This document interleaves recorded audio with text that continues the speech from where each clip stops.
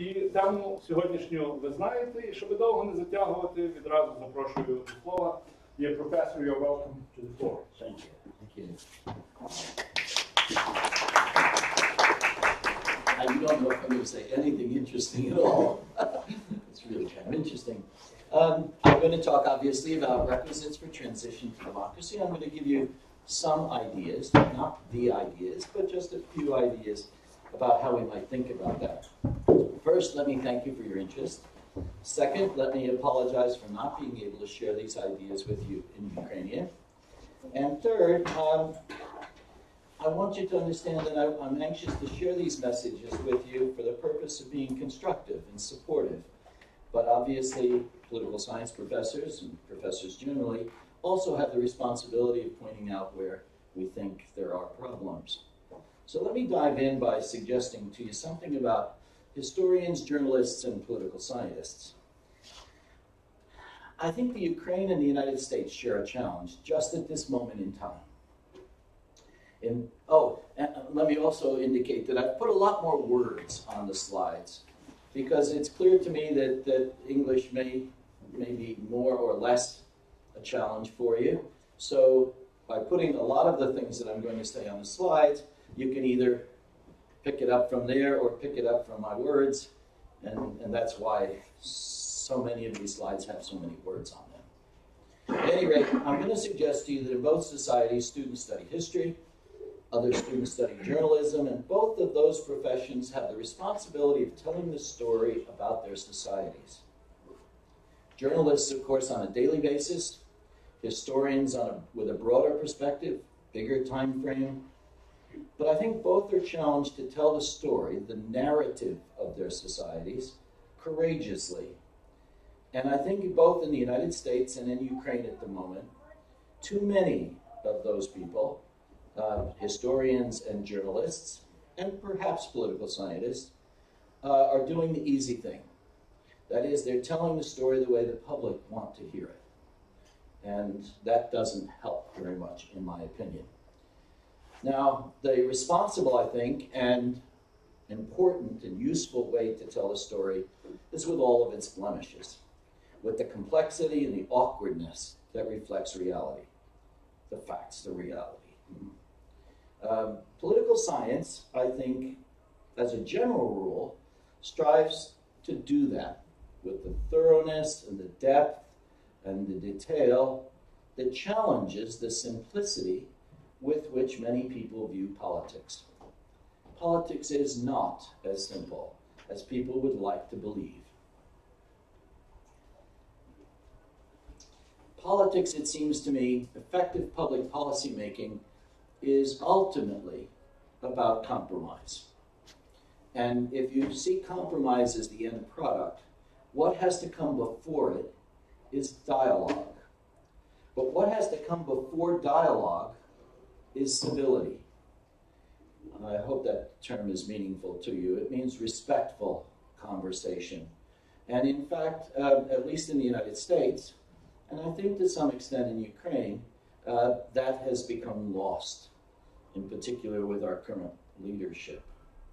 So I'm telling you or suggesting to you that both societies are struggling to encourage the public to see the complexities. Okay.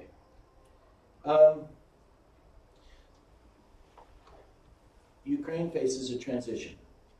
Indeed, many countries in Central and East Europe face a similar transition. And I'm going to suggest to you that that transition, especially when it comes abruptly, at a moment in time, when that transition is put on the society suddenly, it's often guided by many voices, pulling in different directions and tearing in different directions, and always with impatience, always. The result is you get a formula for change that might be called tactics without strategy.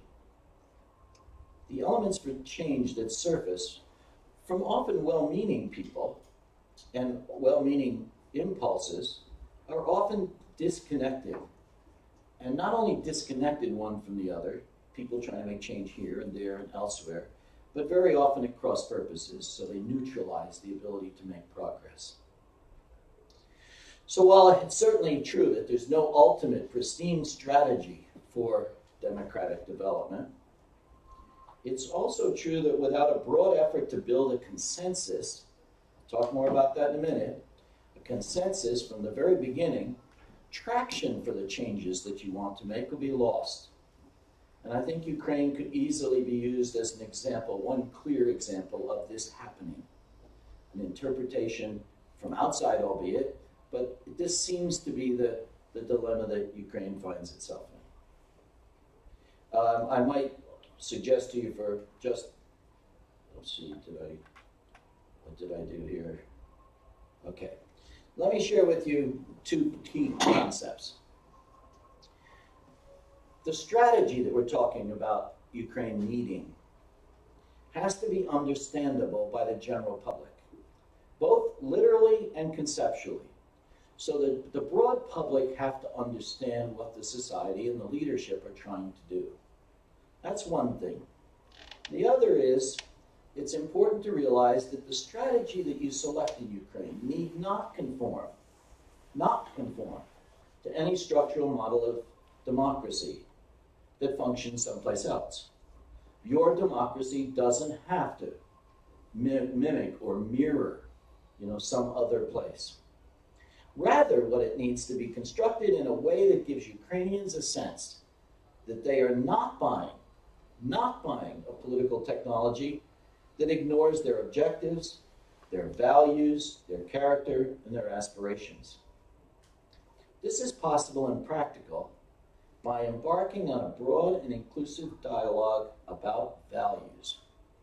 Values are a key element in what I'm going to suggest to you is the way to construct a strategy for Ukraine. Now, what political scientists very often try to do is to create a model, but you understand the difference between a model and a real thing is that the model is always partial. That's actually inherent to the definition of a model. If a small airplane had all the features of an airplane, it wouldn't be a model of an airplane, it'd be an airplane. A darn small one, but a small one, yeah? A model means that there are some parts, the critical parts, we would hope would be represented. So that's what we mean when we say we're modeling. And we're modeling a strategy for you, offering a set of ideas, remember, from the last slide, that's understandable for the entire population of Ukraine. So I'm asking you to imagine the journey that Ukraine faces, imagine the challenge that Ukraine faces like a journey. If Ukraine wishes to take its place among the competitive, stable, dynamic societies in the 21st century, then it's going to have to, at least my suggestion to you, it's going to have to do three things. It's going to have to find a consensus about a destination, where it wants to get to. It has to find a vehicle to transport the public toward that destination, and just make some progress along that path. And finally, it's going to have to find a pool of drivers, not one, but a bunch of capable, effective, and focused leadership. I'm going to deal with each one of those things along the way. Now, I suggest that we can all agree, all of us, that these are the essential elements that Ukraine needs to reach a new place in the 2020s. And I think it can happen that quickly, if in fact we embrace the idea. Okay, so let's deal with the first element, finding a destination. Remember, the idea is that the model is really simple, three parts, anybody can understand it. We've got to decide as a society where we want to go, what we want Ukrainian society in the future to look like. We have to find a vehicle that can help us get there collectively, and we need people who can steer that vehicle. Destination, vehicle, driver. All right, let's deal with the destination first. Now, we all know, anybody in this society knows that it may be unrealistic to think that Ukrainians could easily agree on a specific destination with a lot of detail and characteristics and structures. So getting very specific about something is likely to create divisions among us, arguments about that destination. But what if the dialogue broadly shared with the public and driven by those who appreciate civil society, that is to say, broadening the voice of the general public, was to frame a consensus around very broad values?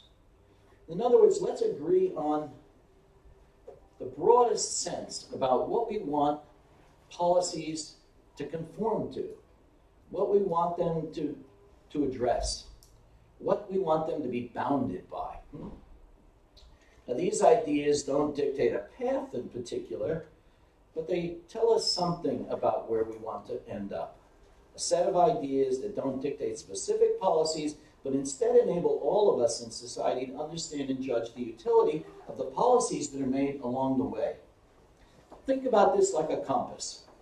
You know, north, south, east, west, compass. Now, the destination then, I'm suggesting to you that Ukrainians can find a consensus, build a consensus around, is by focusing on values. Let me show you how we do that in my classroom. A typical classroom is this size back home, and the students say, well, I don't quite get it. I say, listen, you're the Ukrainian public, and I'm the new Ukrainian leader.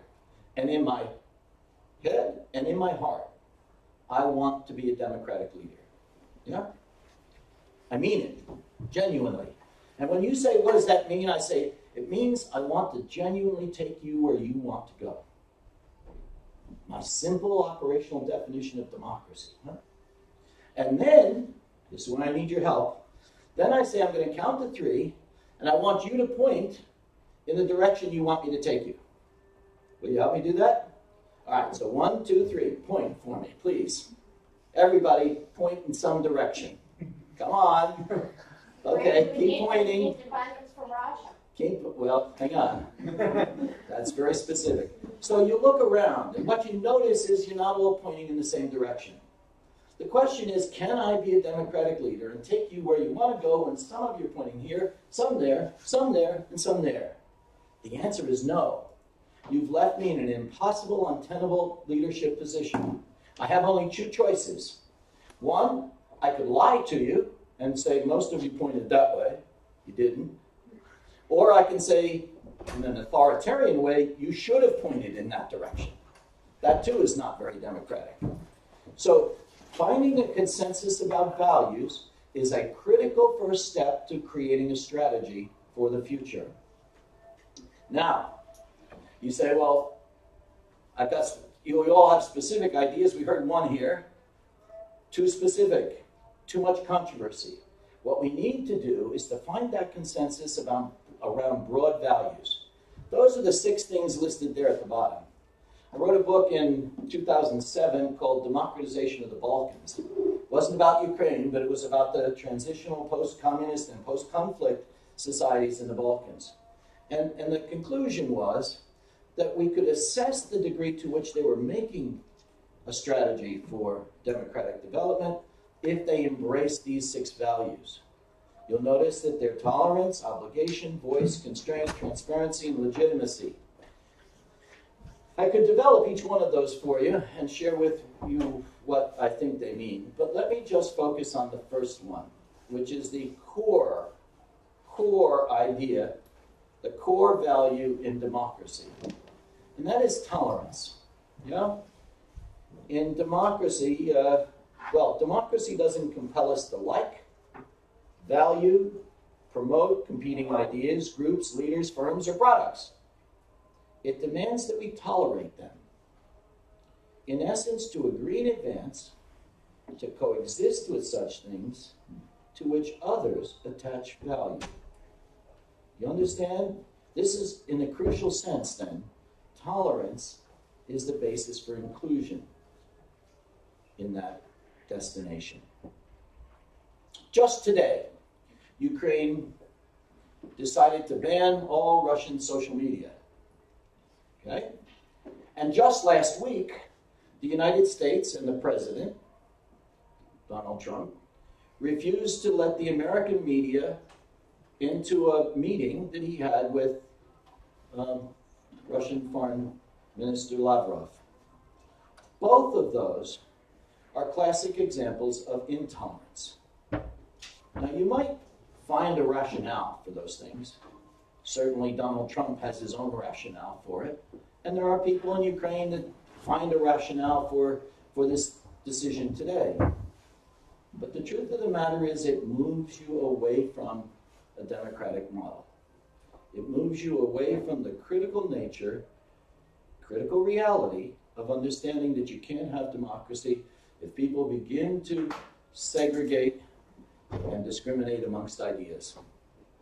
That has to be your job as a citizen. That has to be your task as educated people working toward a common goal. As I say, I can share with you later, if you like, what obligation, voice, constraint, transparency, and legitimacy are. Probably most of you can relate to those terms. But the basic idea is simple. This is a set of values. You can pick and choose from among them. You can add something to them or eliminate something from them. But the basic notion is that the strategy necessitates that you find agreement, consensus among Ukrainians. Now, everybody doesn't have to agree. A consensus isn't that. It's just the bulk of people have to agree that that's the place we want to end up. We want to end up with a society that builds public policies around those things, around those ideas. That can be your test. When a public policy is made, you say, does it enhance transparency? Does it enhance voice? Does it enhance tolerance? If the answer is no, you're moving away from democracy. If the answer is yes, you're moving toward it. Okay. So what does it mean to be democratic? Well, it's a mess. I teach a course exactly about that. We wrestle with it. It's really incredibly intriguing when you get into it. We all use the term, and yet we don't put it under the microscope to take a really close look at what it means. But at very least, we can talk about output-side democracy and input-side democracy. Now, output-side democracy is the kind where countries argue that they're democratic because they do things for people. That makes them democratic. Others say that no, you have to have input-side democracy. The argument there is we're democratic because we do things that people say they want. Notice that both are credible notions. What you have to do in the building of a real strategy is to make sure that there's some kind of balance, that you're committed to both. I would suggest to you that on careful examination, there are 208 political systems in the world today, sovereign states, if you will. I don't think there's a single one of them that does not purport to be democratic by some definition. They contort it, they twist it around. The point is, I think that if you keep in focus this value notion, this notion that what we're trying to get to is this value-premised political system. If you think about it in those terms, that compass will always, like a real compass, will point true north, always. It'll tell you whether you're on track or not. Now, I just told you for a moment ago that democratic has too many interpretations. I'm going to slide something by you here in a minute, this new slide. This is a short list from that course that I teach about all of the forms of democracy we find in the world at large. It's unbelievably perplexing, right? These are all labels. And let me assure you that if you examine these places that use these terms carefully, you'd scratch your head and wonder what they're talking about. Just so many variations on the theme. What that means, you see there in the slide, if you say, well, what's in a label? You almost come to the conclusion that using the term democracy doesn't make a lot of sense. It means far too many things to too many people. It's abuse of the term. People probably ought to be indicted for trying to slide by the nature of the political system by using the term democratic. But they do it by all of these adjectives. Illiberal democracy, of all things.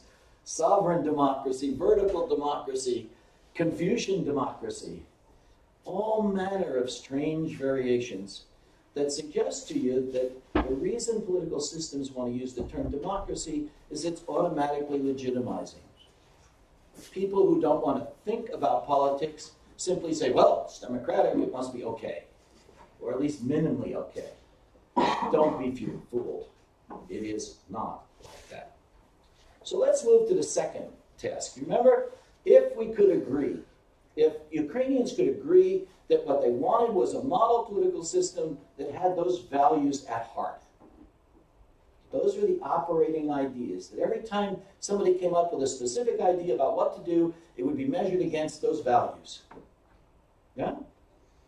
If that's the case, we'd have a destination. Now, the destination that this consensus would create is generic. It wouldn't be a specific spot on the wall. It would be that direction. Right? So it leaves a lot of opportunities for path and pace to get there. So the second thing we need is a vehicle. Think about this like a bus. Yeah? For the society to get to its destination, not to, toward its destination, we need a vehicle into which a lot of people can load. Even the people who don't quite agree would rather be on the bus moving towards something than being on the side of the road stagnant. So the concept is that the public loads into the bus for this journey. Even people who are a bit dissident. Okay, they can at least subscribe to some of those values. They may not like the speed of the bus or the color of the bus or the size of the wheels, but those are things that can be adjusted along the way. So let's talk about what two problems are faced when societies go about selecting their vehicle. The first is that they often turn to non-modern vehicles. That is to say, I remember the debate in Poland after communism was, let's go back to the way it was in 1918 or 1922, as if that was somehow a secure option, that the world hadn't changed, and wasn't going to change in the 21st century, that an old vehicle would be just as good as any other vehicle. Now, let me suggest to you that Ukraine's not clearly in that spot, as much as the United States is. The United States currently has a bus trying to get to a 21st century destination with an 18th century vehicle. It's incredibly outdated, antiquated, dysfunctional, if you study that very carefully. It really is. Now, it seems to me that Ukraine's problem is this second issue, that the vehicle, the bus, if you will, is not adequately assembled. You say, what? The appearance is that the Ukrainian government has a legislature, it has an executive, it has courts, it has a military, it has police, it has bureaucracy. Yeah, it has all the parts, they're just not assembled. And as a consequence, think about a bus with all the parts strewn along the side of the road. What utility does that bus have? Now, that may seem like a harsh criticism, but it really isn't. From the outside, at least, and I suspect from the inside too, there is an absence of mutual respect of the parts for how it is they have to interface. The way the courts have to work with the legislature, the way the Rada has to work with the executive, the president, and so on. So it appears, at least, that you've got all of the features of a bus without having a bus. The bus needs to be assembled. It's like gears, isn't it? Two gears separate like this don't do anything. It's only when they mesh that they begin to impact on one another and make what I would call the political machinery. Now, the problem, it seems from the outside at least, it looks that the Ukrainians spend a lot of time arguing about the various parts of the bus, and in fact, don't concern themselves enough with the assemblage, sticking them together, finding working relationships among the parts. And so, perhaps too harsh, but it looks to me like the bus isn't ready to move. that in fact you're standing on the side of the road waiting for the opportunity to get on the bus and make some headway toward your goal. All right? All right. So if you have a destination based on those values, as I've suggested to you, remember, all with variations. You can pick and choose, but I'm saying to you that it'll be easier to find a consensus about the future based on values than on much more specific kinds of things. Let that evolve with time. And if you had the assembled bus ready for folks to load onto it, with more enthusiasm for some and less enthusiasm for others, but at least the guarantee that we're not going to be standing along the side of the road while other societies zip by on a highway. What do we need? Well, we need a driver. Actually, we need more than one driver. We need a whole echelon of drivers. We need people with skills and education and experience. I hope you understand, especially the young people in the room, that coming out of a system that's in transition, it's virtually impossible for a leadership elite to step up that has all of the skills, all of the education, and all of the experience. Transition, and you need to understand this, transition is much tougher to lead than old, institutionalized, established systems. Think about it. I'm often asked in this part of the world how it is the United States can have such bad leaders and accomplish so many things. That is a damn good question, because we do have very, very marginal leadership. The answer is institutionalization. Now let me tell you what that means in real life. I'll bet you all of you have once been out in the countryside where the road is made out of dirt. And for a century or more, wagons have gone down that road, and cars and trucks after that, and they've created ruts. You understand the grooves? And if I take a car and I put the front wheels of that car in those ruts, and the road curves, the car curves almost without me driving it. Really, because the wheels are in those grooves. That's what happens in a political system that's been around for a long time. Has routines and patterns and institutional patterns, yeah? So you can have a crappy leader, you can even have a stupid leader, and somehow they can drive the system, at least for a while. Transitional systems are different, and every one of you has to acknowledge. Driving a bus, just for the sake of the analogy, huh? Driving a bus in a transitional system is like driving it on sheet ice. You need a Formula One driver. It's that tough. There are no ruts. Really. Everything is a choice. Everything's a complex choice. And you can take a Formula One driver, you know what I'm talking about, a professional race car driver, put him behind this bus, and he still would have, or she, perhaps, would still have trouble driving steady, consistently on that ice. Now, people who study political science know that, acknowledge that the job is really tough. There's an impatience in the public, here in Ukraine and elsewhere, that say, well, why can't we just have fine leadership with no mistakes and clear direction? It's a very, very tough job. Yeah? Now, it gets a little bit tougher because you see there the word motivation is there. No, up at the top we had skills, education, and expertise. Now we've got motivation down here, and that's another issue altogether. Some people are motivated to aspire to political leadership, to be the driver of the bus, because it gives them power and access to wealth. I call that corruption by design. Not a lot of solutions to that problem. In fact, I think collective wisdom says the only way a society can deal with that problem at the top is to somehow wrestle power for the judiciary and the legislation from those people. And that is no small task. On the other hand, there's a very, very broad undercurrent of corruption that I call situational corruption. This is the kind of corruption that the vast bulk of people in the society participate in. not for their own aggrandizement, not for purpose, but because that's the way the system seems to be structured. That it seems to be the default behavior to get your piece of whatever in the short run. That's a subject that I think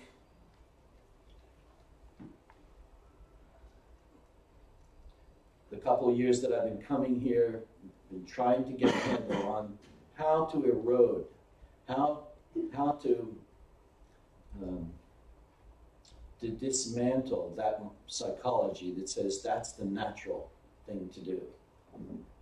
And I think there are ways to do that by getting people to think about the consequences of what the sort of the little decisions they make that corrupt the system broadly before they have to make them.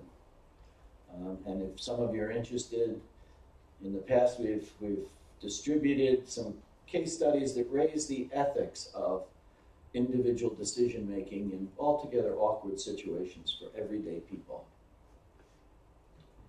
Okay. Well, so one of my recommendations to you, well, let's be clear. So the strategy has destination, vehicle, and drivers. Not easy at any one of those stages, but the first essential stage is to come to a dialogue about the values that you'd like to see reflected in what the society does and how the leaders choose to behave. Now, the world that we live in is not a static world. Every single one of you must know that. And it's not served by static political ideas. Huh? I don't like reaching back to Bismarck or Plato or any of the crusty old guys and say they've got the solution, because they didn't have a clue about what the 21st century would challenge us with. I don't think American founding fathers had the most remote sense about what politics would be like in the 21st century. Not a clue. So we can't turn then to old political ideas, in my view.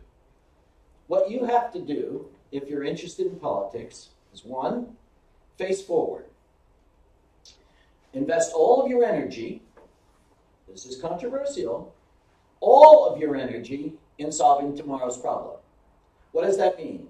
It means ignoring the temptation to try to solve the problems of Ukraine in the last century or 1,000 years ago. Not that it wouldn't be swell to do that or an interesting intellectual exercise, but I'm here to tell you that solving tomorrow's problem takes every bit, 100%, without a doubt, all of your energy. Collectively, any energy you invest in solving problems from 1945 or 1918 will siphon off the energy that you need to address tomorrow. That's a bias, but I think it's accurate. All right, second thing, you have to position government to succeed.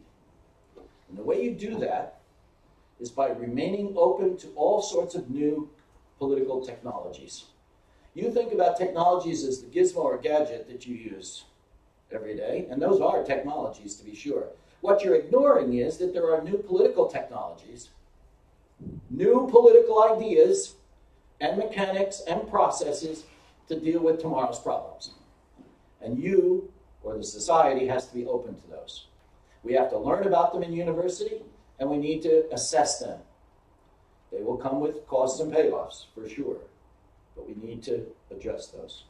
And finally, we have to find the catalyst for transforming the political culture. One of the most difficult things that any of us from outside encounter when we come to Ukraine is the notion that corruption is part of the political culture. Well, okay.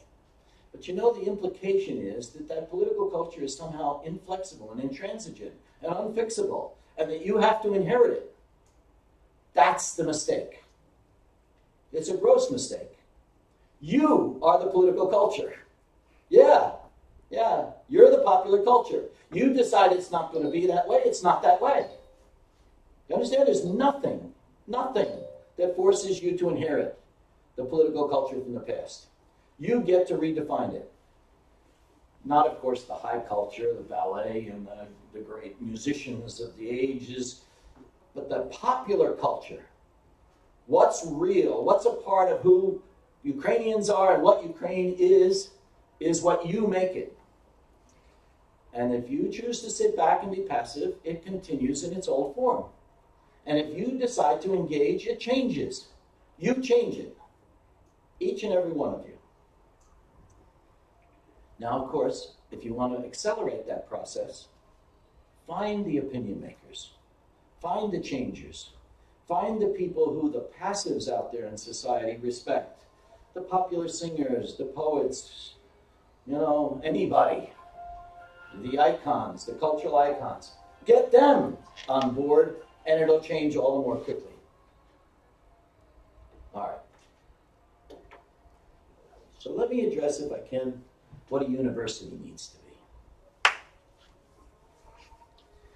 John Shedd, if you've been to Chicago, you know there's a museum named after him. He was a Chicago adventurer and a philanthropist, and he was quoted as saying, "A ship in the harbor is safe." But that's not what ships are for. Ships aren't built to sit in the harbor. I think there's great wisdom in that. I think it has great meaning for all of us that live, work, and study in universities. In my opinion, universities are not safe places. Not safe places. Not in an intellectual sense. And should not be. Should not be. In political science, we're dedicated to the scholarly adventure, as you should be. Yeah? The voyage that challenges us. The voyage that makes us less secure about our beliefs. Yeah? The voyage that pushes us to recognize our limits. But most of all, to the voyage that underlines for us how vast and complex the world is that we live in.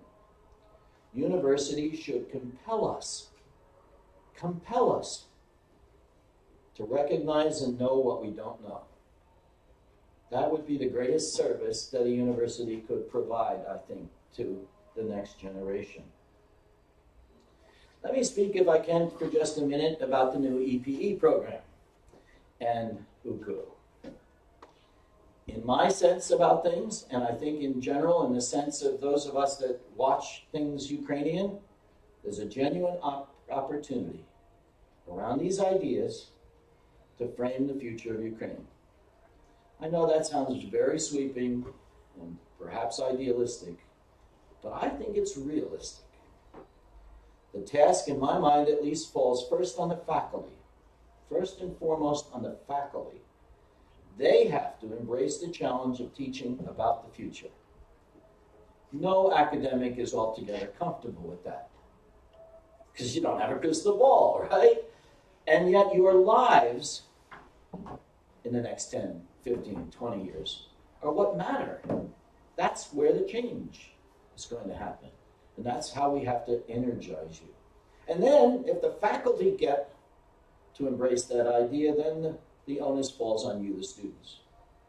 You have to seize the responsibility to make things happen. And you need to understand something that my 45 years in the classroom have taught me without a shadow of a doubt. Only you have the energy, the time, and the investment. Only you have the young families that will define the Ukrainian future. I might not be around to see it. And people my age tend to run out of energy and creativity and all the things that matter. You know, your families should motivate you, should enliven you to get yourselves in gear. So let me share with you another requisite. A colleague of mine, ironically in the art department of all things, said, and I have always treasured this comment, he says, a fish doesn't understand water until it's taken out of it. Yeah? Think about it just a little bit. I think we imagine our students having an experience something like that. We do our very best to try to get you to understanding what you're going to experience, But when you're actually out there, it's in your face.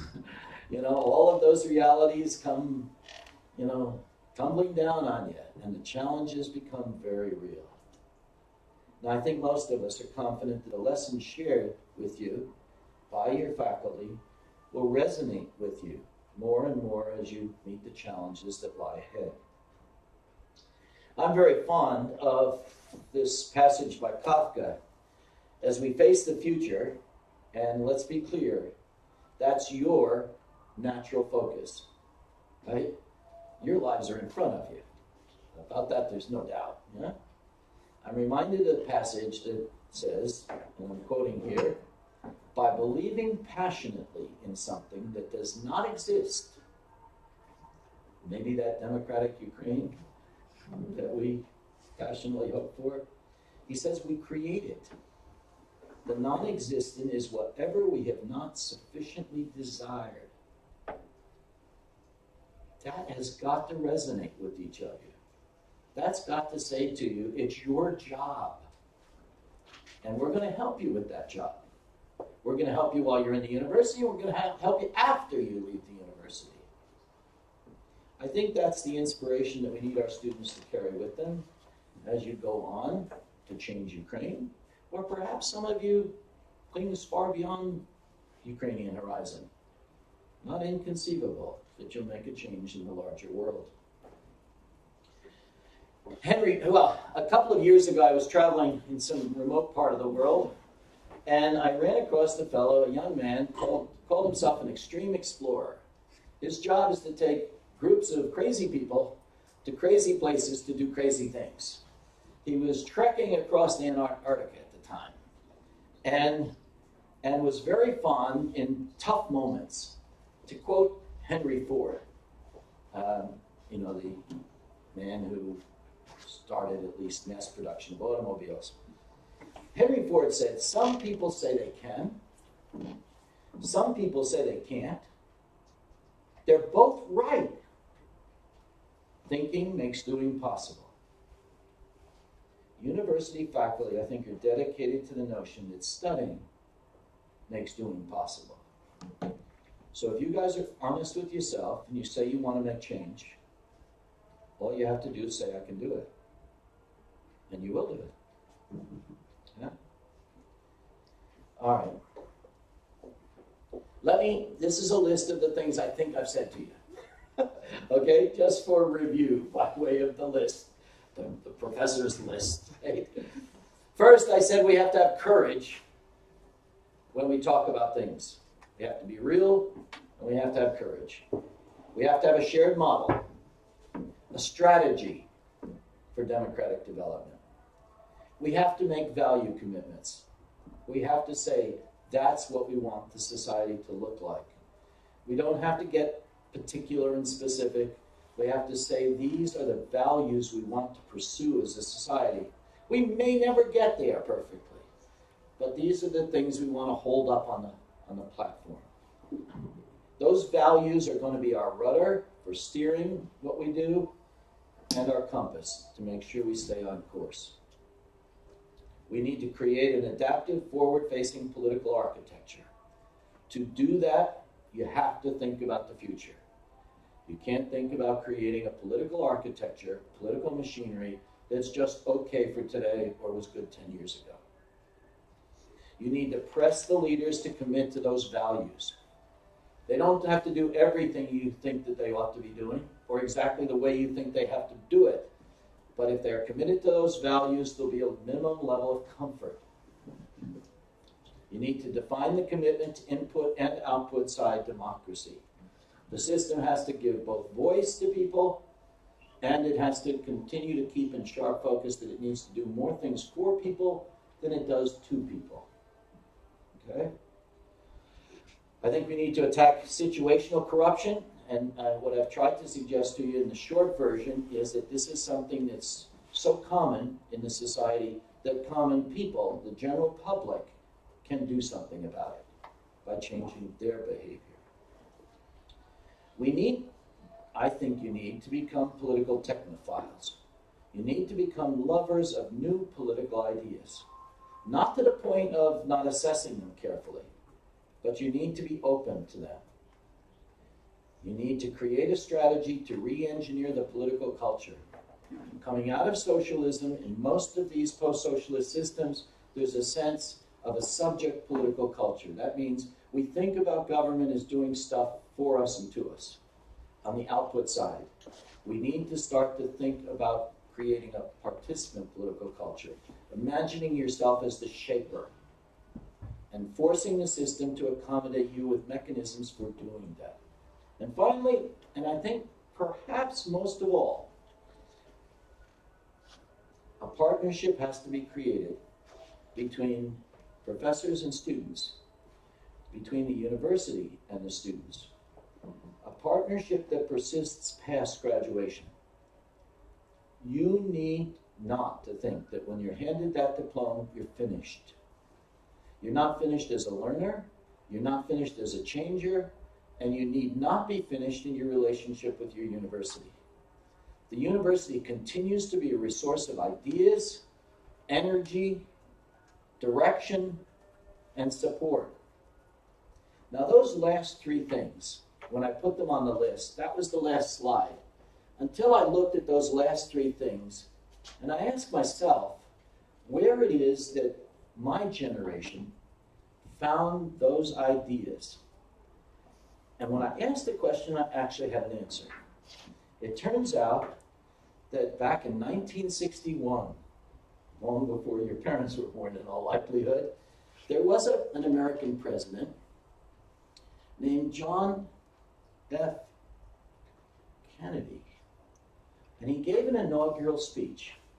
And I've selected just 3 passages from that speech to share with you. 3 things that I think have remarkably profound significance.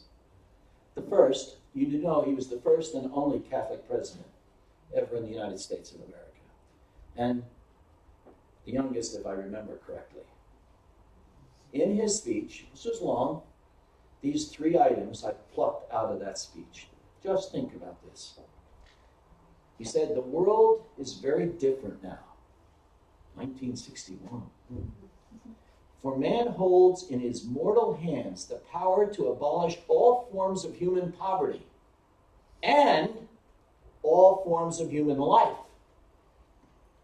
And yet the same revolutionary beliefs for which our forebears fought are still at issue around the globe. The belief that the rights of man come not from the generosity of the state, but from the hand of God. The second thing that I pulled out, he said, so let us begin anew, remembering on both sides that civility is not a sign of weakness. Let us never negotiate out of fear, but let us never fear to negotiate. I think the Trump administration has no appreciation for those ideas. But finally, and this is the one that resonates with most people in my generation, and perhaps with your generation too. He said, ask not what your country can do for you, ask what you can do for your country. That was that point about shifting the locus of your responsibility to you as a shaper, not as a recipient of things, not as the end product of what government and politics does, but as the proactive sculptor, the artist, if you will. Yeah? Well, I'm thinking that perhaps Ukraine can find some meaning in those wise words. I want to thank you for your consideration of these ideas, and I'm happy to see if any of this needs any more explanation. I suspect it does. Thanks.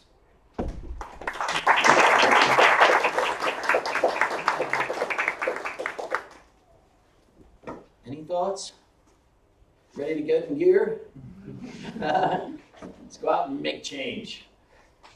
I think the EPA program that you guys are pulling together, it's just new things that take a fresh look at things are just exciting by their nature. And I know that if I were a student like yourselves, I'd want to be a part of it. Є питання, нема питань? Yes, we can ask a question. Of course. So you said that we need to be focused on the future solving problem, yes. But I have, like, as a psychology student, I know that the past wound that we had can be very, like, I don't know, very suppressed. So, like, if we had a problem in the past and we just be focused on the future, it will just be, like... Well, this is a very intelligent and very typical thing to say, usually from a history student. Look, there's no question about past traumas. I was once in an explosion, burned my whole body, yeah, and survived. And what resulted were scars. You know, a scar is this tough skin that's tougher than the other part. You don't forget that. But if I spend all my time trying to figure out how it is that I just needed to be in a different place, or if things had been just a little different, or if someone else had not done something, that what if doesn't get me anywhere. I can appreciate the need to come to grips. For a long time, I wouldn't watch television programs that had explosions, you know, and big fires. But that fades. And in fact, you know, what seemed to be clear on my own personal level was that I had to deal with the job tomorrow. You know, I had kids, I had to raise kids, and, you know, I had things I wanted to do, and hobbies, and things I wanted to enjoy. I could have dwelled on the past with no apparent advantage. So I don't want to challenge the history professors or the psychology professors that tell you things impact on you. That's for sure. What I'm saying to you is that I think our challenges are so great and that the world is so rapidly changing. You know, the world just isn't changing faster. The pace at which the world is changing is accelerating. And you and I can't do anything about that. I guess I'm saying, if I were being crude, I'd say get over it. You know, try to put it behind you. Notice this. You have eyes on one side of your head, not both sides, right? I do this in class. When I go to class, I find the biggest, strongest guy in the class. You know, you or you. And I say to the class, I'll have a race with you. If you win, everyone gets the highest grade. If I win, I get to make the course a little tougher. I said, wow, sounds like a deal, right? I'm old, I'm fat, I'm slow, young, strong. One caveat. He has to race backwards. He has to run facing backwards. I always win. Always. Always. Man isn't built to run backwards. We're not even made to walk backwards. I don't think societies can afford to back into the future. So, let me be clear. Your point is eminently reasonable. But I think the counterpoint is stronger. We can't afford to try to assuage the injustices of the past. That would cause Americans to have to deal with the genocide against American Indians, or slavery, or the Civil War, or terrible things that were done to the Japanese, or who knows. And while those are all real traumas, the challenges are too great for us to spend too much time. We ask the historians to keep that in focus for us. We ask the psychologists to make us aware. But I don't think as political scientists that we can afford that. But brilliant point. Somebody else? You notice we don't get any short answers. Sorry about that. Yes. Could you tell me what is democracy for you? What is democracy for me? Yeah. Well, you know, I teach for 10 weeks, and I don't let the students know exactly where I'm coming from. And the truth is, I'm not absolutely sure. But you remember I started out by saying, if I were proposing to lead you, and in my heart and my head, I thought I was a democratic leader, I would say to you, I promise to take you where you want to go. And if you tell me that that's the direction, I will take you there. If you tell me that's the direction, I'll take you there too. But I want you to give me those signals not based on specific policies, but on values. So if you tell me you want a society built on tolerance, I'll take you there. You could, very uncomfortably, tell me you want a society based on hatred, discrimination, human superiority. I'd be very reticent. But well, I probably would then opt out, of course, because it would violate my sense about ethics. But I could see democratic leaders arguing that that's what the people want. And that's where I'm going to take them. Democracy is not a pristine and singularly positive thing. I guess that's what I'm getting to. And you shouldn't ever use the term meaning, yeah, this is what we need.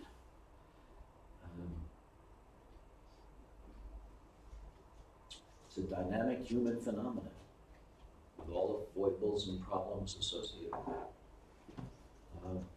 My students end up at the course not using the term. They decide for themselves that it doesn't make sense. In fact, I'll shock you here, the other terms we end up not using. Freedom.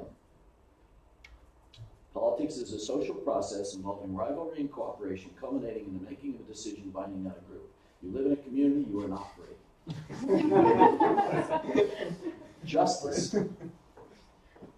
Representation. I call those and a variety of other things, and you'll have to have another version. I call them intellectual sedatives. These are terms that are used in society by telling you we're the most free people on the face of the earth. You're supposed to nod and not think. Understand? That's the way it's an intellectual sedative. You're supposed to feign that you know what's meant without thinking about it.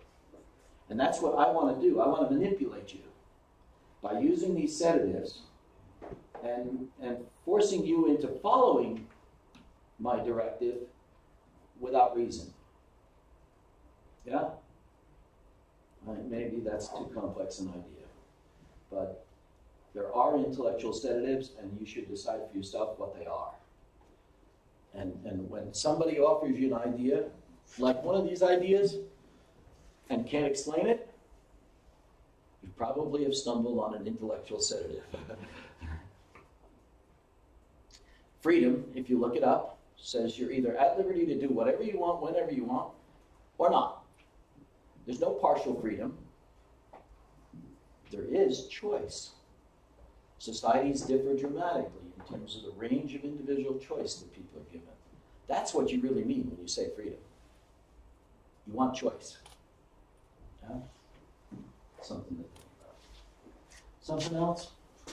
Yes. For instance, Winston Churchill said that democracy is very bad thing, but nothing better we didn't invent. And what do you think about this? It's true? Well, I think it's too simple an explanation. I think he was speaking to the general public, and he wasn't anxious for them to think about it. It doesn't matter what we call a political system if we are enlisted. If it reflects values that we support, if it's leading on a path that we're comfortable with, if the leaders appear to have gotten their authority by proper means. I say by the means that you expected that to happen, as opposed to seizing power. So I don't care much for the labels. I would say to you, let's talk about a specific place, the way a specific place works, and you tell me what you think about it. You tell me if you're comfortable, tell me what you think needs to be improved. You know, he was facing Nazism, he was facing authoritarian systems, he was trying to rally people. He was simplifying. And we do that for purpose sometimes. Yeah?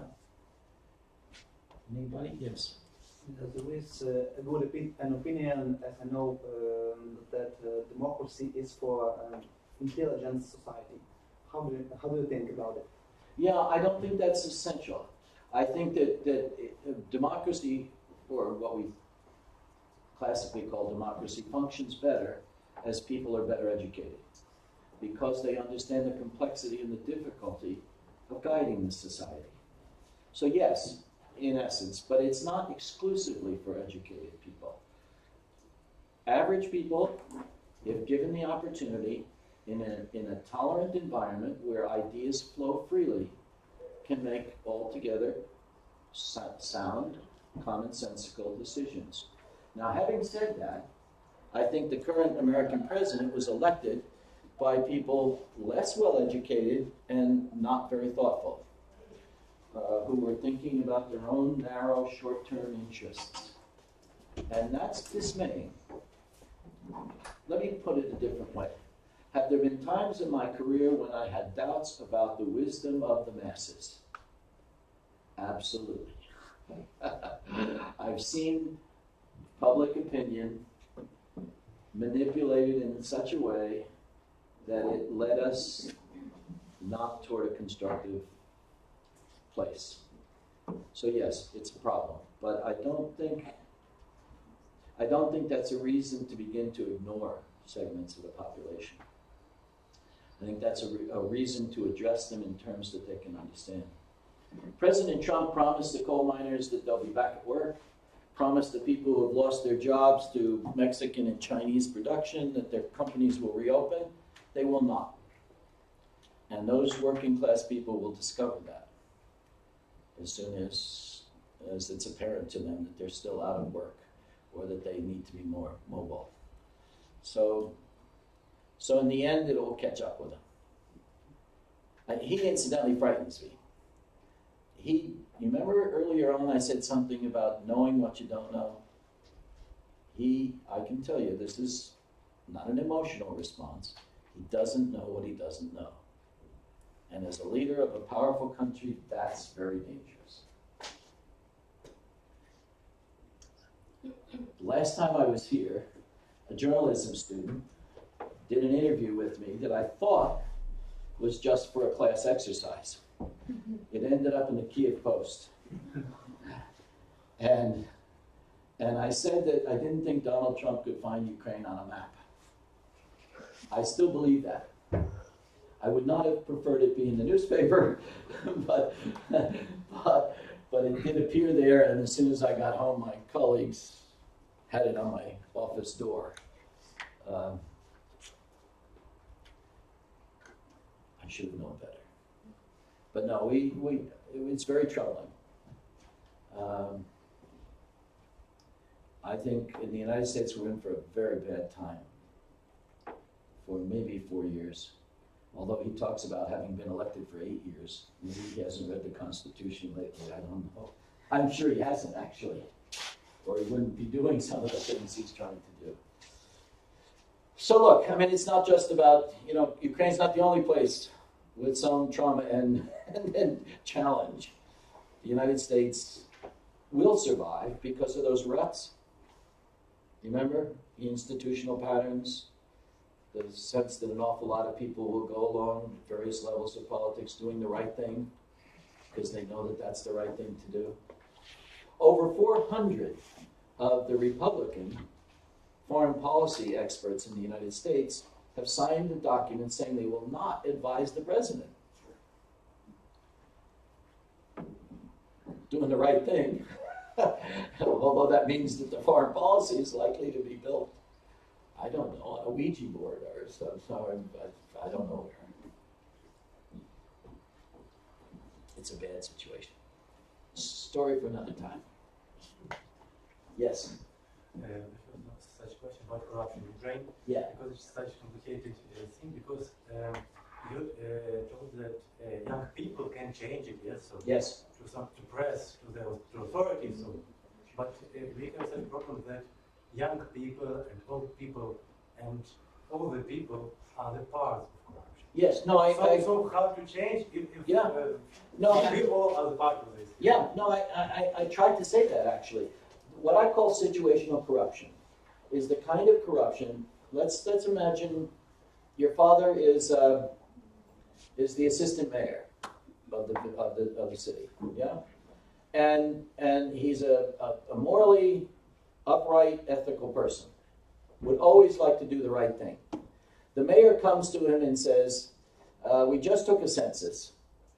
And Kiev's going to send the city money based on the number of people that we say live in the region. You know and I know that the census is never perfectly accurate. You know that all the other cities are going to embellish the number of people in their cities. So I want you're responsible for telling Kiev how many people live in Lviv. I want you to increase the number by 20%. And I want you to do this because this is money that we deserve. This is for our people. It's the patriotic thing to do. It's the thing, that we do for our people." Now, a person is given that choice on the spot. No one ever says, "Go home and think about it," or "We'll do it next week." You're told to do it now. So the situation is constructed in such a way, and the rationale is presented to you in such a way that you rationalize it. You say, "Well, this is a small thing, and yeah, I do understand, and we really could use the money, and yeah, I think Vinica and Odessa are going to do it too, I'm not sure, but," and then you go along. That's situational corruption. I think that's about 80% of the corruption that exists in the system. And it could be in universities, it could be in the village, it could be in all kinds of places, in the company, with lawyers, whatever. We don't have a solution. But the plan for the last couple of years is to make up some scenarios, like the one I just mentioned to you, and ask people, let's imagine that you're a group of 30-year-old middle-level professionals from business and politics, government. By asking you to discuss in advance of that happening to you, discuss the cost and payoffs to the society, and the cost and payoffs to you individually, we get you to thinking about it. Now, this doesn't magically cause you not to do it. It causes you to have second thoughts about doing it. It causes you to be more realistic about how you're contributing to the problem. And my guess is that strong people will slowly but progressively begin to say, "I can't do that. I can't bend that much. I can't misrepresent the reality." Now, let's be clear. I don't know any society that doesn't have some of that kind of messing about. But it's true that unless you guys decide that when you're in a professional position, you will balk, you will stop, you will give it 2 and 3 different times the thinking about what you're doing. If that starts to happen, then I think then we start to address that 80%. That will not eliminate the super oligarchs grabbing billions of whatever's at the top. That's another issue of another sort. But it can change the culture. It can change things, and I don't know. I mean, it was my only solution to the problem, and it may be this much of a solution. But I think we're making some progress. I hope. Yeah. There's a very famous quote of Machiavelli that politics is beyond the moral. What do you think about it? Because I think he's wrong. Because there are some situations where you can give a bribe, for example, but it's very moral because if you don't do this, someone will die. So No, it's a very hard situation. Well, What there are should always we- costs and payoffs associated with any decision. And I think it would be wrong to assume that there was a moral position that had no costs associated with it. That would be a mistake. But I think when we begin to think about the collective value of what we do individually and our responsibility to each other, then I think it's pretty clear that there are ethics and moral standards. And they're not all the same everywhere. And I don't think you would expect them to be the same. But well, we know his name today because he said something that resonates with an awful lot of people. I simply reiterate, I think he's wrong. By the way, at the beginning of September, I guess between 10th and 14th September, we will have a lecture on Machiavelli's political philosophy as a founder of modern politics. Well, you're welcome. Yeah. Well, on Well, our internet site. yeah, I mean, there are perspectives on politics that can be very cynical and very dehumanizing, and that can illustrate their point in a lot of cases. Yeah, there's a lot of inhumanity in the world. There's a lot of violence in the world, and there's a lot of dysfunction in the world. I'm not one of those sort of pie in the sky, happy idealists, but I've seen governments make decisions that were morally founded that had real effectiveness. No guarantee. Yes. Professor Farkas, what is your vision of Ukraine's future? I mean, what is a possible scenario for democracy process building process, taking into account our current situation on the East? Well, let me say first and foremost, I don't have a solution in the East. Analysts outside call it a frozen conflict. That's very damaging. It means that they're not active considerations on how to solve the problem.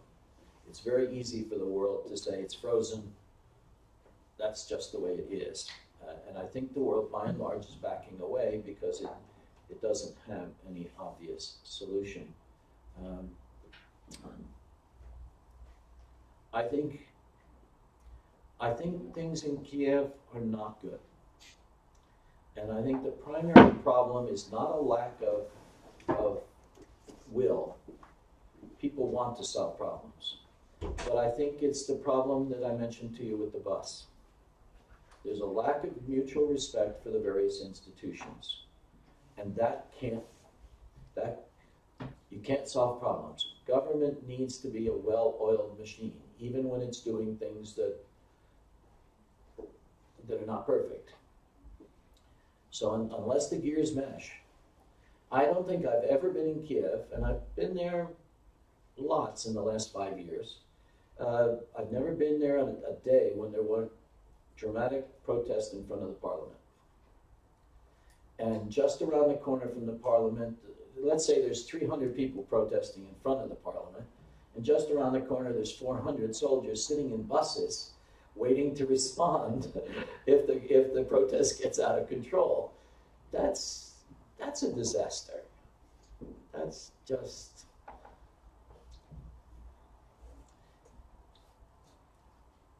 Boy, I don't have solutions, but understand, if you can have a civil dialogue amongst yourselves about what the problems are, if you can be civil with each other, you can have a dialogue, and if you have a dialogue, it's possible to find a compromise. That's the best you can hope for. I think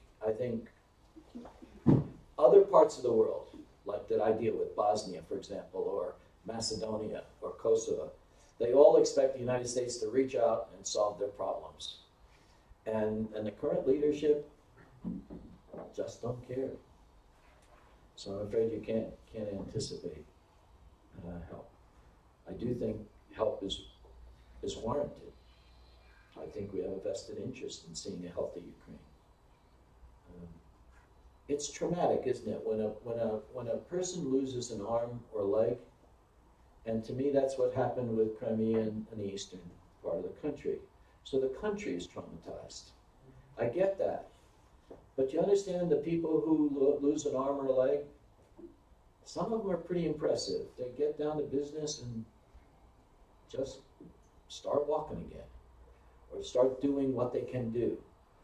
Or you can sit at home and lament about what might have been if you didn't lose an arm or a leg. Boy, that's awfully crass and crude and easy to say when you don't live in Ukraine, but I think that's what has to happen. Yeah. Do you believe in utopia? In the world where everything is fine, where people don't kill everybody? No. Human beings calculate their interests. The political system has a responsibility to try to get that individual interest balanced with a collective interest. That's what socialization, I think, is all about. Getting people to understand that there are multiple levels at which you have to assess what you think is important and what you think you're entitled to. And if you think about it at multiple levels, it gets complicated, but no. Utopia? No, I've never been charged with being that kind of a character. No. If anything, a little bit on the other side. Political science professors are what I like to call equal opportunity critics. No matter who's in the leadership, we've got something negative to say about them. I think it's part of our job. And as a consequence, there are people who will say to me sometimes, you're always negative about things. You're always finding something wrong. And that's usually my response is, that's because there is something wrong. I just see it clearly. But no, not enough. Not a utopian by any stretch of the imagination. But having said that, I do think what I've told you is doable. Honest. I do.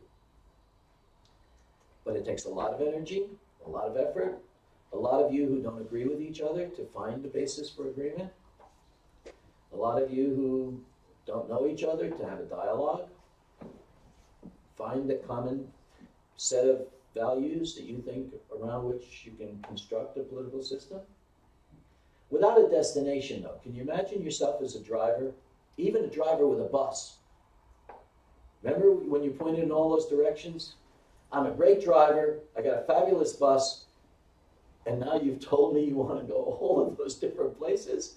As soon as I start rolling the bus in a direction, you're uptight with me. That could be what the Orange Revolution was about. It could be what some problem that some people had with Maidan. A lot of people impatient. I think one of the things that Maidan did, I know it's controversial, is it destroyed your political institutions. That did away with what ruts there were. You may not have liked some of those ruts, but there was at least something. Starting from scratch may feel emotionally good, but in a political science sense, it makes life difficult. And put all of you on ice. Yes? But do you think that this is a situation because of democracy? Because some of our people decided that, oh, this is a democracy, and we can tell everything to everybody, to our president, and we just say that you must leave. Yeah. What then? I won't tell, but No. you must leave, you must leave. Exactly. And there is... Well, democracy can't be... That's why I had you point in all those directions, right? The illusion is that democracy can accommodate all of you. It can't. The super secret to democracy is that you have to have a consensus first. You're not at liberty to decide on your own destinations because we can't get you there. You have to find a consensus. Once you find a consensus, then we can talk about how fast we go, which path we go, but we have to be agreeing to go in that direction. What you say is absolutely true. There are people who naively thought that their demands are the demands. And many of those demands were credible. From the outside, Maidan didn't look like a uniform group of people, except in the sense they knew what they were against. What they were not is agreed about what they were for. Now, before you think that that's unique to you, every case that I know of mass movements in the 20th and 21st century had exactly that problem. The Civic Forum, Solidarność, you name it, people coalesce. We had a NATO demonstration in Chicago a couple of years ago when NATO met in Chicago. Huge demonstration. People were all against NATO. But then when you ask, what do you want? Some of them said stronger NATO. Some of them said weaker NATO. Some of them said a replacement for NATO. Some of them said pacifism. And as soon as they had a dialogue about what they wanted, they splintered into meaningless subsets. Finding the consensus is the very, very tough part of building democracy. And I'm impressed that you can't do it around public policies. You have to do it around values. Because we can all see the generic utility of values. Yeah? Yeah. And what do you think about pacifism? Pacifism. I think it's too simple. I think that there are situations in which one needs to respond. I would prefer not to respond violently to a conflict or a challenge, but I don't want to be so hypocritical as to say, when confronted by egregious, inhumane behavior, there are probably responses that are necessary. Just yesterday or the day before, I had a student say, no, it was when I was in class last week, student said, the norm in human behavior is war. And I said, no, you're misreading the literature. The norm in human behavior is conflict. It doesn't have to be violent. It doesn't have to be resolved violently. We're going to have differences of view. That's what conflict is. But effective systems learn or create options short of war to solving those problems. I know all the just war literature. I know that it's a wonderful debate to have in class. No, you can see, in response to many of your questions, I'm just not prepared to be absolute about very many things, except the notion about Machiavelli. I'm ready to call him a jerk. So be it. Anything else? Well, there are several problems now involved, like resources, nuclear weapon, and so on. What do you think? When there will be a next platonic point when the political systems are changing? Can it be, or when? What do you think? I'll tell you what, I'm so skeptical about the direction at the moment. President Trump just said he's going to spend $57 billion more on nuclear weapons. A nuclear weapon is the least functional expenditure a government can make. It can't use them. No, it's like a game with food. First person who will use it. Yeah, no, you can't use it. You can't use it. At least the last time I checked, the globe spins every 24 hours. You blow up somebody on the other side of the earth, and 12 hours later, you're getting a radiation. That's why Third World War will never be. Can you imagine India and Pakistan nuking each other? That would be like destroying your own home. No, it's nonsense. And not only is it nonsense, but I don't know that anyone lacks the moral fiber to kill that many people for any reason. It's heinous. It's absurd. To me, it's beyond the pale. During the Cold War, and I've been teaching through the Cold War, right? We used to talk about it, Soviet-American relations. Scenario: Soviet Union attacks the United States. I'm the president. I'm told that 80% of Americans in the next hour will be dead. I'm given the choice of launching a counterstrike. Do I kill 80 or 90% of all Soviets because of what's just happened? Most people, human beings, in my view, would not do it. You never would say that. Yeah, his main problem is most, but not everyone. Well, let's hope that the leadership comes from the mass. That I'm sure. I don't know what keeps every. Well, let me just assure you that the North Koreans will not be able to launch a missile as long as we control their cyberspace. The last 4 missiles have blown up within a minute. You think that's an accident? No. No. I'm not sure about the morality of us blowing up their missiles, but let me assure you, there are things happening in the world that are very exotic. Okay, there was the one Yeah. hand raised. Yeah? Okay? It will be our last question Thank for you. this session. Shina. Dear Professor, you have explained what is your point of view about the democracy and about the socialism. Is it undoubtedly the false way, or can be there some ensemble of democracy? Sure. I'm not one of those people who uses socialism as a pejorative. You know, in the larger framework of political language, socialism has many forms. The problem, of course, is that the typical person uses socialism to mean what Westerners called communist system, which was in fact not a Marxist system of any genuine sort. I'm trying to get around to the notion that socialism has a great deal of credible features. Highly centralized socialism of the sort that you had here has much more dysfunction than effectiveness in it.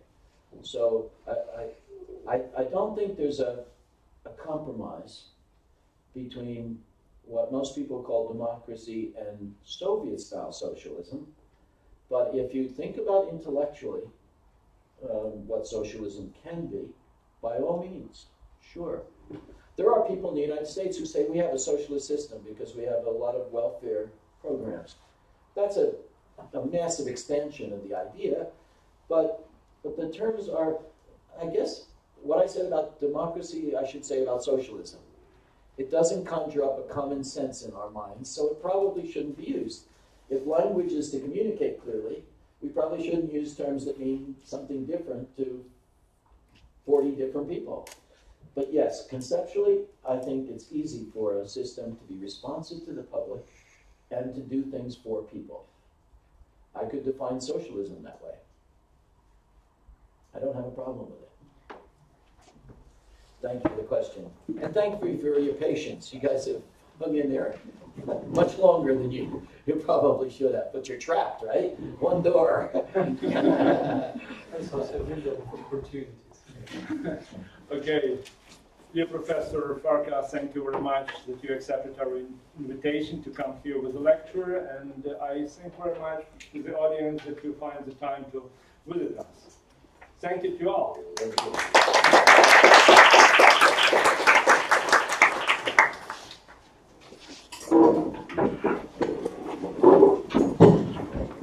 Якщо хтось є зацікавлений, то 22 травня відбудеться лекція в цьому ж корпусі на тему «Філософія бідності і багатства» українською мовою. Буде читати лекцію голова Всеукраїнського кооперативного альянсу.